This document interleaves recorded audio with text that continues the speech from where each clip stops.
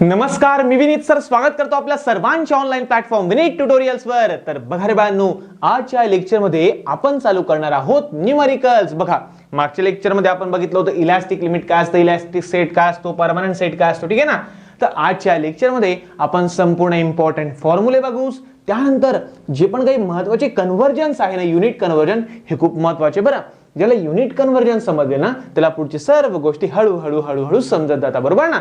चला असो, म्हणजे आपण बघू फॉर्म्युले, आपण बघू युनिट कन्व्हर्जन आणि त्यानंतर आपण सुरुवात करू आपल्या न्यूमेरिकल्सला, ठीक आहे। तर या पूर्वीचे लेक्चर जर तुम्ही बघितले नसेल ना, तर आताच इन्स्टॉल करून घ्या विनीत ट्युटोरियल्स ऍप्लिकेशन आणि बघा, त्या ठिकाणी सॉमचं लेक्चर आहे, मॉसचं लेक्चर आहे, छान छान सुंदर इतर विषयांचे सुद्धा लेक्चर्स आहे। तर डेमो लेक्चर बघा, शिकवणं आवडलं तरच तुम्ही कंटिन्यू करा। आणि प्रत्येक चॅप्टरचे 2-2, 3-3 व्हिडिओज मी ठेवलेले बरं, ओपन ठेवलेले, ॲज अ डेमो लेक्चर ठेवलेले बरं। तुम्हाला टेन्शन घेऊ नका, शिकवणं आवडलं तरच करा। आणि बघा बाळांनो, तुमचं संपूर्ण बेसिक पासून तर ऍडव्हान्स पर्यंत सर्व न्यूमेरिकल्स मी घेणार आहे आणि जे पण काही प्रिव्हियस इयर क्वेश्चन पेपर आहे ना, हे सुद्धा मी तुमचे घेणार आहे, त्याबद्दल तुम्ही निश्चिंत राहा बाळांनो, ठीक आहे। चलो, तर इम्पॉर्टंट फॉर्म्युलेस पहिले बघून घेऊ की कोणकोणते फॉर्म्युले आता आपल्याला बघायचे, ठीक आहे। चलो, तर सर्वात पहिला फॉर्म्युला आपण बघितला होता बेटा, स्ट्रेस म्हणजे काय, काय स्ट्रेस म्हणजे काय। तर बघा बाळांनो, स्ट्रेसचा फॉर्म्युला आहे, स्ट्रेसला आपण कशाने डिनोट करतो बेटा, सिग्माने डिनोट करतो। तर सिग्मा इज इक्वल टू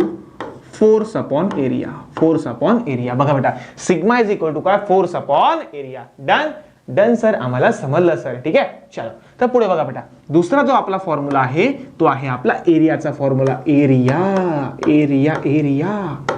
तर एरियामध्ये दोन पॉइंट येतात, एक आहे आपलं रेक्टँग्युलर साठी, एक आहे आपलं रेक्टँग्युलर साठी। तर रेक्टँग्युलर म्हणजे कसं रे बेटा, हा सर रे बेटा।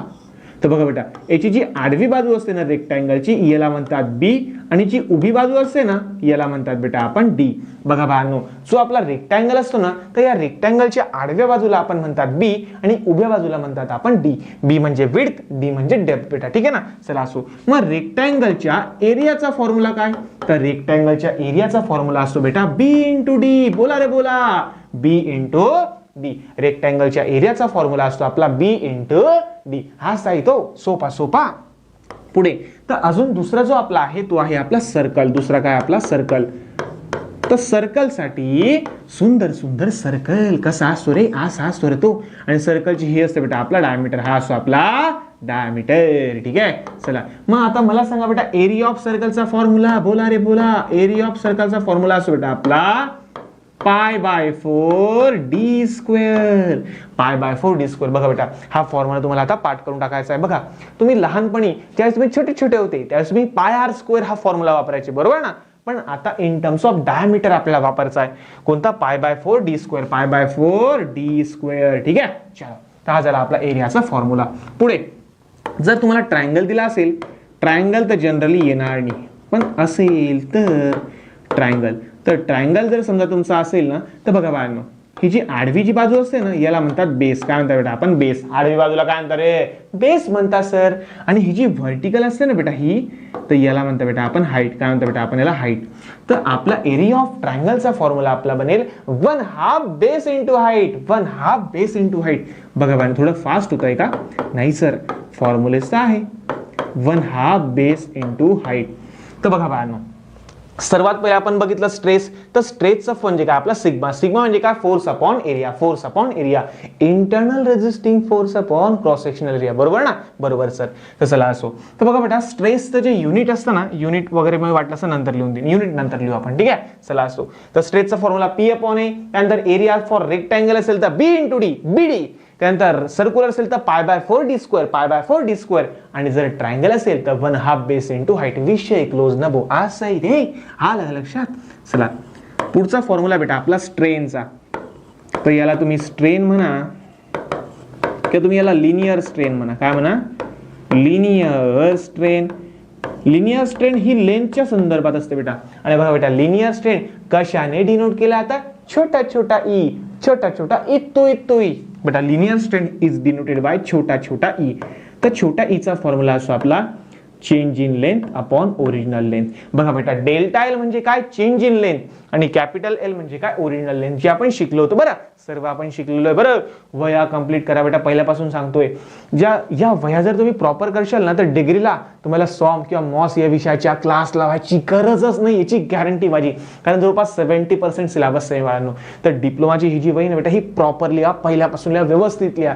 ठीक आहे. तर स्ट्रेनचा formula delta L upon L, change in length upon original length, आणि स्ट्रेनला कोणताही युनिट नसतं. चला असू. तर चौथा जो आपला फॉर्म्युला आहे तो आहे आपला यंग मॉड्युलसचा.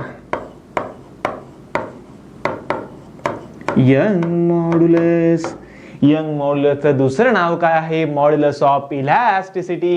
यंग मॉड्युलस म्हणजे काय बेटा, मॉड्युलस ऑफ इलॅस्टिसिटी. याचं दुसरं नाव काय आहे ते पण लिहून देऊ का? हो सर, बरं होऊन जाईल सर आम्हाला थोडंसं. ओके बेटा, मॉड्युलस ऑफ इलॅस्टिसिटी. ठीक आहे ना. आणि याला डिनोट केलं जातं बेटा कॅपिटल ई ने.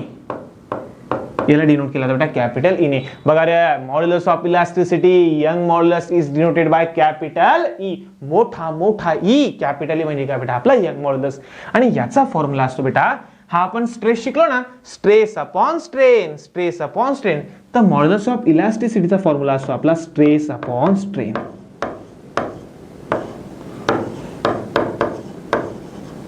मग याला आपण कसं लिहू शकतो, capital E is equal to stress upon strain. Stress म्हणजे सिग्मा आणि स्ट्रेन म्हणजे छोटा ई. आय होप सो हे 4 फॉर्म्युले तुम्हाला क्लिअर वगैरे झाले असतील. हे 4 फॉर्म्युले तुम्हाला क्लिअर वगैरे झाले असतील. ठीक आहे ना. चला असो.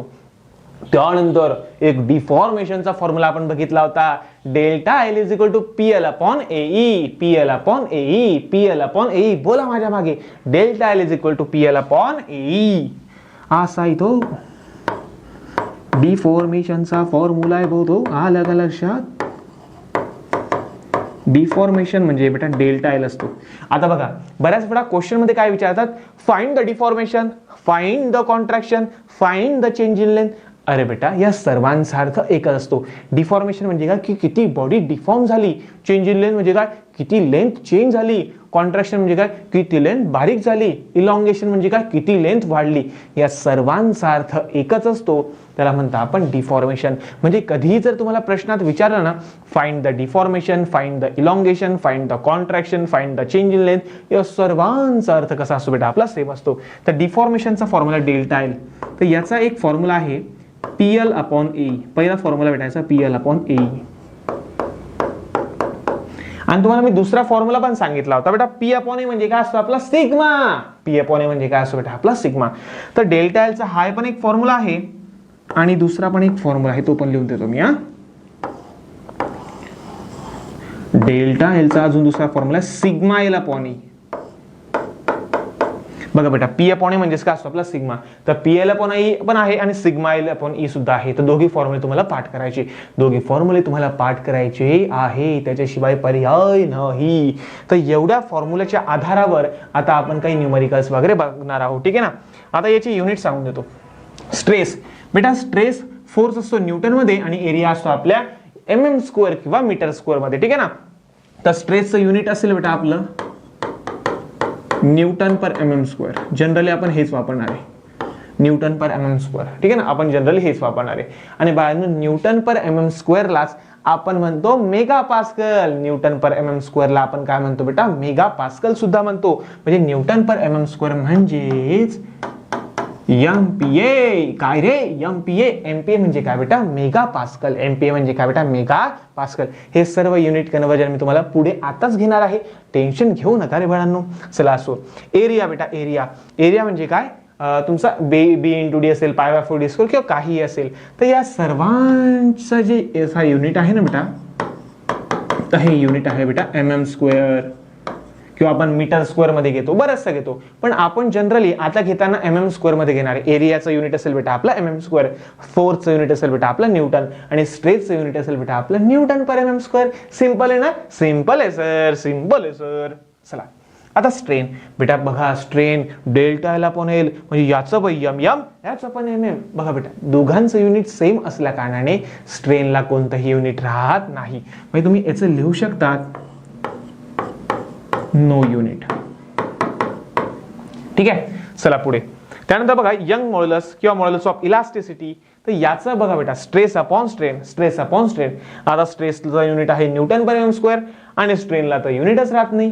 त्यामुळे बघा बेटा मॉड्युलस ऑफ इलास्टिसिटी असो किंवा यंग मॉड्युलस असो, याचं जे युनिट असेल ना, हे असणार बेटा आपलं न्यूटन पर mm². ठीक आहे, डन. आणि त्यानंतर डिफॉर्मेशन म्हणजे किती लेंथ चेंज झाली, किती लेंथ कमी झाली, किती लेंथ वाढली, या सर्वांचं युनिट असणार आहे आपलं सुंदरसं यम. काय रे mm म्हणा सर, असं नका म्हणत जाऊ सर mm. तर याचं युनिट असतं बेटा आपलं mm.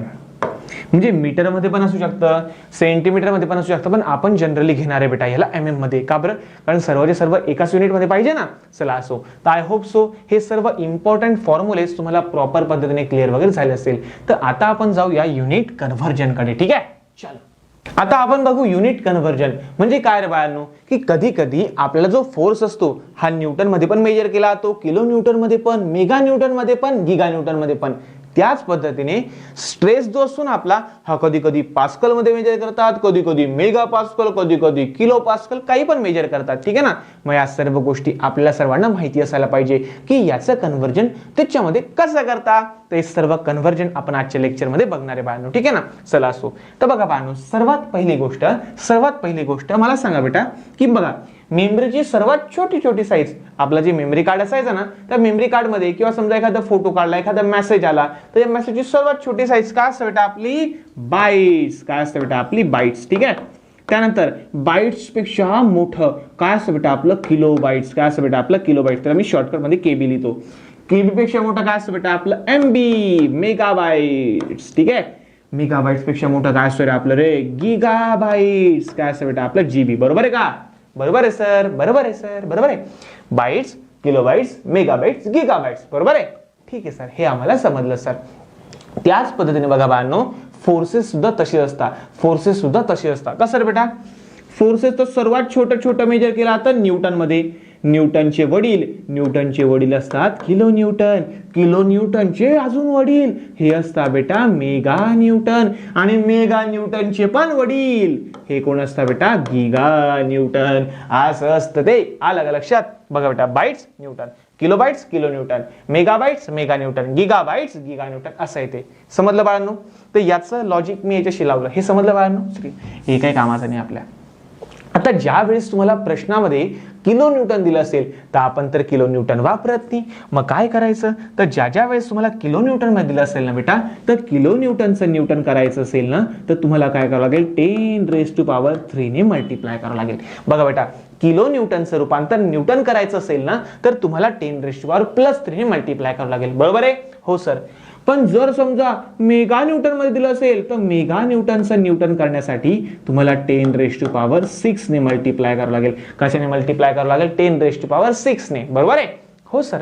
आणि जर गिगा न्यूटन मध्ये दिलं असेल तर बेटा, गिगा न्यूटन मध्ये दिलं असेल तर गिगा न्यूटनचं न्यूटन मध्ये दिलं असेल तर तुम्हाला 10⁻9 ने मल्टिप्लाय करावं लागेल. बरोबर आहे? म्हणजे किलो न्यूटनचं न्यूटन करायचं असेल तर 3, मेगाचं न्यूटन करायचं असेल तर 6 आणि गिगा न्यूटनचं न्यूटन करायचं असेल तर 10⁻9 बेटा. म्हणजे 3चा पाढा आहे बेटा हा. 3 आहे का 3? 3 2 3 3 9. हा सही आहे. बघा बेटा, याचं याच्यामध्ये करायचं असेल तर 10⁻³ ने मल्टिप्लाय करा. याचं मेगा न्यूटनचं न्यूटन करायचं असेल तर 10⁻6 आणि गिगा न्यूटनचं न्यूटन करायचं असेल तर 10⁻9. हे बेटा लक्षात ठेवायचं. ठीक आहे. पण कधी कधी काय होतं माहिती का? कधी कधी असं होऊन जातं भाऊ की आपल्याला न्यूटनचं रूपांतर किलो न्यूटन मध्ये करावं लागतं. असं तर गरज पडत नाही, पण माहिती पाहिजे आपल्याला माहिती पाहिजे बेटा. अशी तर गरज पडत नाही, पण माहिती पाहिजे. कधी कधी न्यूटनचं रूपांतर सुद्धा मेगा न्यूटन मध्ये करावं लागतं. मग अशा वेळेस काय करशाल? तर जर उलट करायचं असेल, उलट म्हणजे का इथून इथपर्यंत जायचं असेल, न्यूटनचं किलो न्यूटन करायचं असेल तर 10⁻³ ने मल्टिप्लाय करावं लागेल. कितीने बेटा? 10⁻³ ने. बघा, किलो न्यूटनचं न्यूटन मध्ये करायचं असेल तर +3 आणि न्यूटनचं किलो न्यूटन करायचं असेल तर -3. हे लक्षात ठेवा. त्याच पद्धतीने न्यूटनचं रूपांतर तुम्हाला मेगा न्यूटन मध्ये करायचं असेल, बघा बेटा, मेगा न्यूटनचं न्यूटन करण्यासाठी 10⁻6 का? मग न्यूटनचं मेगा न्यूटन करण्यासाठी 10⁻6. डन. त्याच पद्धतीने जसं गिगा न्यूटनचं न्यूटनसाठी आपण 10⁻9 केलं होतं, त्याच पद्धतीने न्यूटनचं रूपांतर जर समजा आपल्याला गिगा न्यूटन मध्ये करायचं असेल तर आपल्याला 10⁻⁻⁹ ने मल्टिप्लाय करावं लागेल भाऊ. आलं का लक्षात? असं इथे समजलं बाळांनो. हे बघा, हे जे कन्व्हर्जन मी करून दाखवलं ना, हे खूप खूप महत्वाचं बेटा, की न्यूटनचं किलो न्यूटन कसं करता, किलो न्यूटनचं न्यूटन कसं करता, हे तुम्हाला माहिती असायला पाहिजे. त्याच पद्धतीने सेम टू सेम आहे बाळांनो, सेम टू सेम आहे आपलं. याला मी वाटलंच तर वरती सरकवून देतो, याला मी इकडं सरकवून देतो. ठीक आहे ना? ठीक आहे सर. Done sir. त्याच पद्धतीने बाळांनो बघा बाळांनो, जसं pascal, kilo pascal, mega pascal, giga pascal, या सर्वांची मिनिंग सुद्धा मी तुम्हाला सांगून देतो. ठीक आहे ना? चला बघा, सर्वात पहिले पास्कल. काय घेऊ बेटा आपण? पास्कल. पास्कलचे वडील किलो पास्कल, किलो पास्कलचे वडील मेगा पास्कल, आणि मेगा पास्कलचे वडील गीगा पास्कल. बरोबर ना? हे पण तसं बघा, N K N M N G N. Pascal, kilo pascal, mega pascal, giga pascal. हे पण तसंच आहे ते. असं आहे ते. चला बघा बेटा, किलो पास्कलचं पास्कल करायचं काय करशाल रे? 10⁻³ करू सर आम्ही. बरोबर आहे. मेगा पास्कलचं पास्कल करायचं असेल तर 10⁻⁹ ने मल्टिप्लाय करा. 10⁻⁶ ने मल्टिप्लाय करा. आणि गीगा पास्कलचं रूपांतर पास्कल मध्ये करायचं असेल तर 10⁻⁹ ने मल्टिप्लाय करा. बरोबर आहे ना? बरोबर आहे सर. ठीक आहे, चला असो. 9 वाटत नाही करतो. डन. चला असो. आणि त्याच पद्धतीने जर तुम्हाला उलटा पुलट करायचं असेल, म्हणजे पास्कलचं किलो पास्कल मध्ये करायचं असेल तर 10⁻⁻³ ने मल्टिप्लाय करावं लागेल. पास्कलचं मेगा पास्कल मध्ये करायचं असेल तर 10⁻⁻�6 ने मल्टिप्लाय करावं लागेल. आणि पास्कलचं गीगा पास्कल मध्ये करायचं असेल तर 10⁻⁹ ने मल्टिप्लाय करावं लागेल. आला बेटा लक्षात? जसं हे आहे ना, तसंच पास्कल किलो पास्कलचं पण सेम तसंच आहे. असं आहे ते. आलं का लक्षात? हो सर, समजलं सर आम्हाला. ठीक आहे. डन.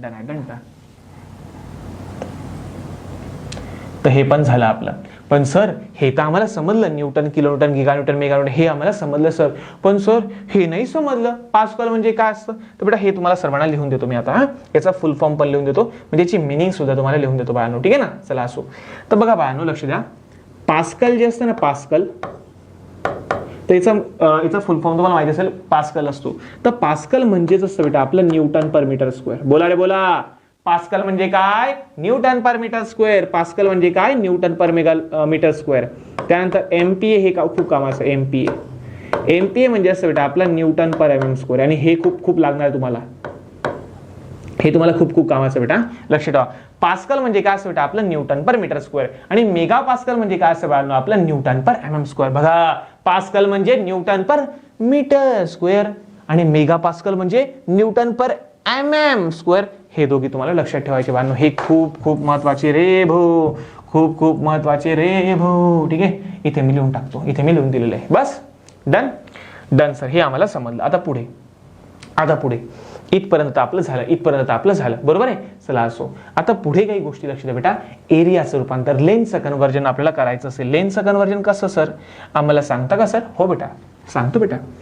बघा बेटा, मीटरचं कन्व्हर्जन जर तुम्हाला एमएम मध्ये करायचं असेल, बघा बेटा, मीटरचं रूपांतर जर तुम्हाला एमएम मध्ये करायचं असेल ना, तर अशा कंडिशनमध्ये तुम्हाला काय करावं लागेल?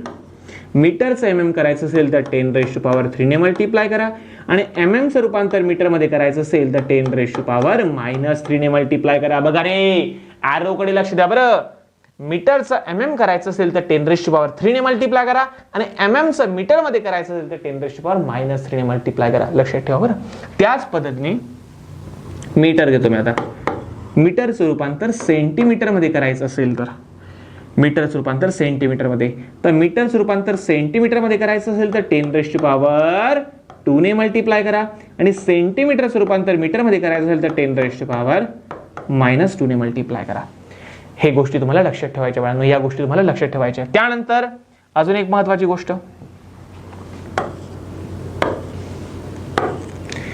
मला सांगा बेटा, 1 सेंटीमीटर मध्ये किती एमएम असतं? 10 एमएम असतं बेटा. माहिती आहे सर्वांना? सर हे तर आम्हाला लहानपणापासून माहिती म्हणा. ते पट्टी असते ना, पट्टी, ते या पट्टीमध्ये जे 1 सेंटीमीटर असतं बेटा, त्या 1 सेंटीमीटर मध्ये जे बारीक छोट्या ज्या काड्या असतात ना, या किती असतात बेटा? 10 असतात, 10 असतात. ठीक आहे ना? म्हणजे 1 centimetre is equal to 10 mm.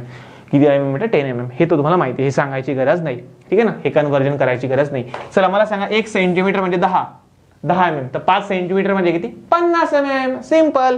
हे तर माहिती सर आम्हाला, हे नका सांगा सर, हे आम्हाला माहिती सर, ठीक आहे डन. तर आय होप सो इथपर्यंत तुम्हाला क्लिअर वगैरे झालं असेल, तर एवढं तुम्हाला लागणार बेटा युनिट कन्व्हर्जन मध्ये, बस याच्यापेक्षा जास्त तुमची गरज नाही, याच्यापेक्षा जास्त तुम्हाला गरज नाहीये. आणि जर समजा भविष्यात कधी लागलं ना तर मी बसलेला बेटा, मी आहे, टेन्शन घ्यायचं कामच नाही डायरेक्टली, ठीक आहे. तर हे झालं तुमचं युनिट कन्व्हर्जनचे सर्वचे सर्व टर्म्स. Done sir. आणि बेटा बघा, कधीही जे पण काय आपण स्ट्रेस वगैरे काढू, फोर्स काढू, जे पण काय असेल तर फोर्स कधीही न्यूटन मध्येच घ्यायचा.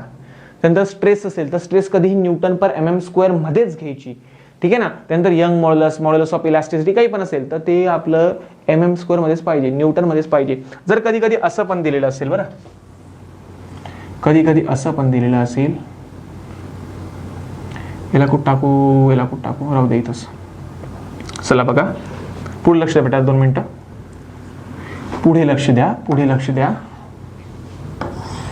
बघा बाळांनो, कधी ना ते आपल्याला किलो न्यूटन पर mm स्क्वेअर मध्ये सुद्धा टर्म्स देतात. बघा बाळांनो, कधी ते आपल्याला किलो न्यूटन पर mm स्क्वेअर मध्ये सुद्धा स्ट्रेस दिलेला असतो. मग याचं काय करायचं सर, तर सिंपल किलो न्यूटन पर mm स्क्वेअर. बघा बेटा मी तुम्हाला दाखवतो वाटलं असतं, बघा तर तुम्हाला दिलं असेल बेटा किलो न्यूटन पर mm स्क्वेअर, आणि तुम्ही तर किलो न्यूटन वापरत नाही, तुम्हाला लागतं न्यूटन पर mm स्क्वेअर, बरोबर आहे ना.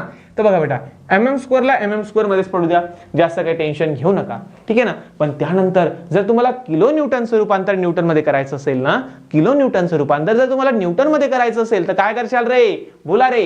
किलो न्यूटनचं रूपांतर न्यूटन पर mm स्क्वेअर मध्ये जर तुम्हाला करायचं असेल तर यासाठी तुम्हाला करावं लागेल 10⁻³ ने मल्टिप्लाय. तुम्हाला काय करावं लागेल बेटा, 10⁻³ ने मल्टिप्लाय करावं लागेल. आलं लक्षात तुम्हाला. म्हणजे किलो न्यूटन पर mm स्क्वेअरचं रूपांतर जर तुम्हाला न्यूटन पर mm स्क्वेअर मध्ये करायचं असेल तर 10⁻³ ने मल्टिप्लाय करा. आलं लक्षात, आलं सर, आम्हाला लक्षात आलं सर. डन. तर एवढंच आहे बाळांनो, बस हे झालं तुमचं युनिट कन्व्हर्जन. तर आता आपण स्टार्ट करू काही न्यूमेरिकल, जास्त नाही घेणार आहे आपण, 1 किंवा 2 न्यूमेरिकल आजच्या लेक्चर मध्ये घेऊ. आणि बाकीचे जे न्यूमेरिकल्स आहे ना, खूप सारे न्यूमेरिकल्स आहे आपले, 40-50 न्यूमेरिकल मी घेणार आहे बेटा, ठीक आहे ना. तर हे सर्व न्यूमेरिकल्स आपण वन बाय वन आपण कंटिन्यू करत जाऊ, ठीक आहे ना. चला तर बघा बाळांनो, पहिलं न्यूमेरिकल तुम्हाला नेमकं काय सांगायचा प्रयत्न करते, बघा बेटा आपली बघा सुंदर तुम्हाला आपली मेथड तर माहिती असेल. पहिले आपण लिहितो गिव्हन, नंतर बेटा आपण लिहितो टू फाइंड, आणि त्यानंतर आपण लिहितो सोल्युशन. काय लिहितो बेटा आपण, सोल्युशन. डन सर, हे तर आम्हाला येतं सर, ठीक आहे. चलो तर आता न्यूमेरिकल रीड करा बेटा. न्यूमेरिकल तुम्हाला काय सांगायचा प्रयत्न करतो व्यवस्थित समजून घ्या बेटा.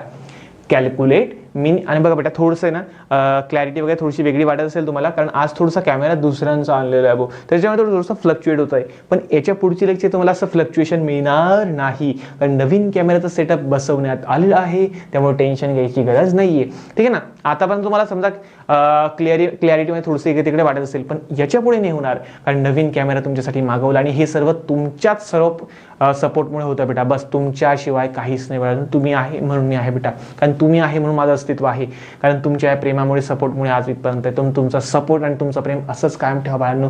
माझे लहान भाऊ बहिणीसारखे तुम्ही आहात, तर तुमच्या करिअरच्या शेवटच्या टोकापर्यंत तुम्हाला मी मदत करेल बाळांनो. टेन्शन घेऊ नका बेटा, ठीक आहे. चला असो. तर बघा बेटा काय सांगितलंय, कॅल्क्युलेट द मिनिमम डायमीटर. आपल्याला डायमीटर काढायचं आहे, बेटा, ठीक आहे ना. चला असो, याला थोडं पुढे घेऊन घेऊ का, हो सर. डन.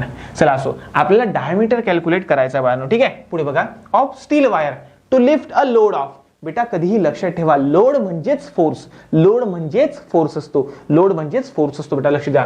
तर लोड म्हणजेच तुमचा काय आहे बेटा, फोर्स आहे, हे लक्षात घ्या बरं. तुमच्या वहीच्या बघा बेटा, ज्या वेळेस मी अशा काही नवीन टर्म्स वगैरे सांगेल ना, तर तुम्हाला काय करायचं, तुमचं जे वहीचं जे वरचं हिडर माहिती ना, हिडर म्हणजे काय, वरचा समास तुमच्या भाषेमध्ये, ठीक आहे ना.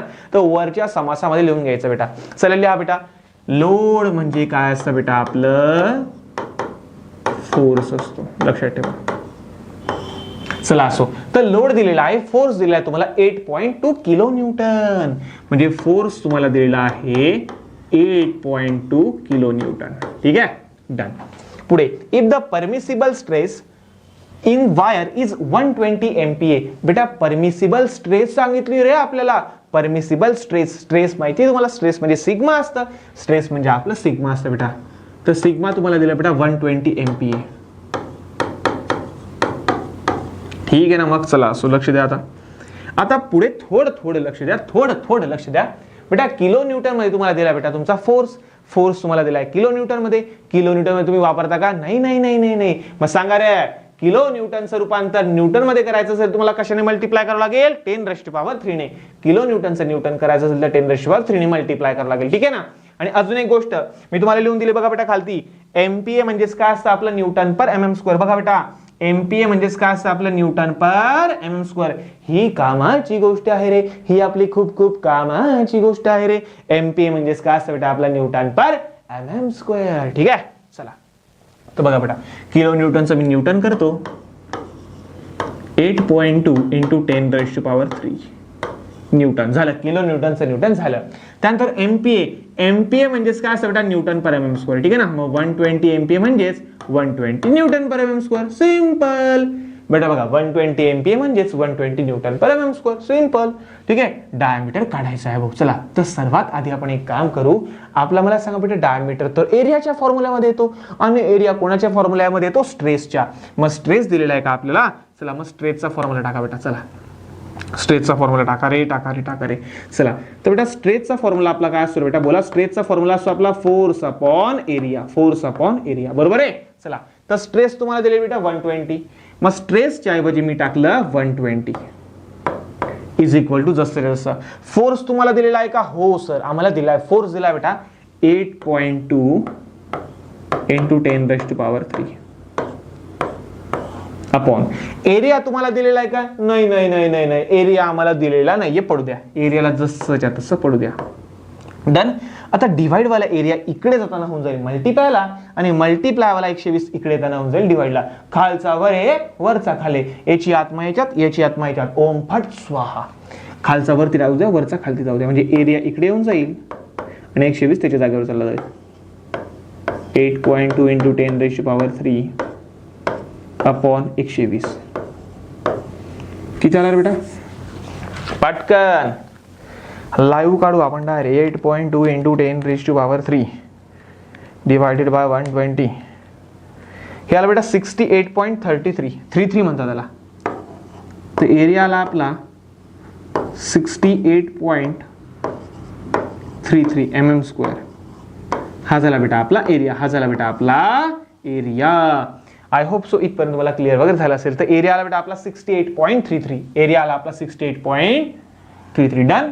Done sir. पुढे का रे भाऊ, तुम्हाला एरिया काढायला लावला होता का? नाही ना सर, एरिया नव्हता ना सर. तर तुम्हाला डायमीटर काढायचा बेटा. मग मला सांगा, डायमीटर असेल तर तो सर्कलच असेल.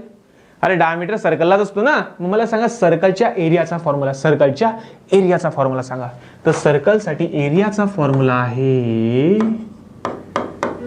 π/4d². ठीक आहे. चला सो एरिया माहिती का? हो, एरिया किती आला बेटा तुमचा? 68.33. चला एरियाच्या ऐवजी टाका 68.33. पाय जसाच्या तसा, 4 पण जसा d² जसाच्या तसा. डन. चला असो. म्हणजे मी काय केलं, एरियाच्या ऐवजी फक्त एरियाची व्हॅल्यू टाकून दिली, बस एवढंच काम केलं. आता तुम्हाला सर्वांना माहिती बाळांनो, डिवाइड वाली व्हॅल्यू मल्टिप्लायला जाईल आणि मल्टिप्लाय वाली व्हॅल्यू इकडे त्यांना डिवाइड लावून जाईल. बघा बेटा, 4 आपला डिवाइडला होता, इकडे त्यांना तो मल्टिप्लायला चालला. म्हणजे 68.33 आहे ना, तर डिवाइड वाला 4 इकडे त्यांना मल्टिप्लायला गेला बेटा. आणि हा जो मल्टिप्लाय वाला पाय आहे ना, हा इकडे त्यांना काय होऊन जाईल बेटा? डिवाइड लावून जाईल. ठीक आहे ना. इज इक्वल टू इकडे काय उरला बेटा? d². इकडे काय उरला बेटा? d². हे डाऊट इथपर्यंत तो फक्त आला बेटा d² आला. बस डिवाइड वाला 4 इकडे त्यांना मल्टिप्लायला गेला, मल्टिप्लाय वाला पाय डिवाइडला आला. ठीक आहे. करा बेटा, हे उत्तर काढा बरं. 68.33 × 4 डिवाइडेड बाय पाय. तर हे आलं बेटा माझं, म्हणजे याची व्हॅल्यू आली माझी 87 इज इक्वल टू d². म्हणजे d² ची व्हॅल्यू आली बेटा 87. पण मला d² ची व्हॅल्यू विचारली का रे? मला d² ची व्हॅल्यू विचारली का? नाही, मला फक्त d ची व्हॅल्यू विचारली. मग आता काय करशात? हा तर स्क्वेअर आहे. मग यावेळेस तुम्हाला काय करायचं, हे जे कॅल्सी ना बेटा तुमचं, हे जे आलेलं जे उत्तर आहे ना बेटा तुमचं 87.000, हे जे उत्तर आहे बेटा तुमचं आलेलं, फक्त मला करायचं, हा जो रूट आहे ना, रूट बघा, रूटचं साईन तुम्हाला दिसतं. रूटचं साईन तुम्हाला आता थोडंसं अस्पष्ट आलेलं आहे. रूटचं साईन दाबा इज इक्वल टू दाबून द्या, तुम्हाला उत्तर तुमचं मिळून जाईल बेटा. ठीक आहे ना. बघा तुमचं उत्तर आलं बेटा 9.32. ठीक आहे ना. चला असो, म्हणजे हा तुमचा असेल बेटा डी. तर डी ची व्हॅल्यू आलेली आहे 9.32 mm. वारे वा वारे वा वारे वा. हा आला बेटा तुमचा डायमीटर. हा झाला बेटा तुमचा डायमीटर. आय होप सो इथपर्यंत तुम्हाला क्लिअर वगैरे झालं असेल. किंवा तुम्ही असं पण टाकू शकता अंडर रूट ऑफ. आता d square is equal to 87 आहे, पण आपल्याला तर फक्त 8d पाहिजे. मग तुम्ही अंडर रूटचं सिम्बॉल टाकशाल. बघा असं अंडर रूटचं सिम्बॉल तुम्ही टाकशाल. अंडर रूटचं सिम्बॉल टाकलं की नंतर पुढे काय होतो 87 टाकलं का रे इज इक्वल टू मला आला का 9.32. असं पण तुम्ही काढू शकता, काही टेन्शन घ्यायचं काम नाहीये. तर आय होप सो हे पहिलं न्यूमेरिकल तुम्हाला क्लिअर वगैरे झालं असावं. तर आता आपण जाऊया नेक्स्ट न्यूमेरिकल कडे. सर खूप जास्त वेळ झाला सर, आजचं लेक्चर थांबवा ना सर. हो बेटा, आजचं लेक्चर आपण या ठिकाणी थांबवून घेऊ आणि बाकीचे जेवढे पण काही न्यूमेरिकल्स खूप वेळ बाबा, हे बघा बापा बापा बापा बापा बापा बापा बापा बापा खूप सारे न्यूमेरिकल्स घेणार बेटा आपण. ठीक आहे ना. म्हणजे या टॉपिकवर इतके म्हणजे सर्व प्रकारचे न्यूमेरिकल तुमचे घेणार आहे बेटा मी. त्यामुळे निश्चिंत राहा, टेन्शन घेऊ नका. ठीक आहे. तर बघा तुमच्या मित्रमैत्रिणींना सुद्धा ऍप्लिकेशन बद्दल सांगा, युट्यूब चॅनल बद्दल सांगा. विनीत ट्युटोरियल चॅनल आहे, विनीत सर नावाचं एक युट्यूब चॅनल सुद्धा आहे, ज्यावर मी ऑफिशियल अपडेट तो MSBT डिप्लोमाच्या एक्झाम बद्दल वगैरे सर्व ठीक आहे ना, करिअर गायडन्स वगैरे करतो. तर भेटूया पुढच्या नवीन व्हिडिओमध्ये. तोपर्यंत धन्यवाद.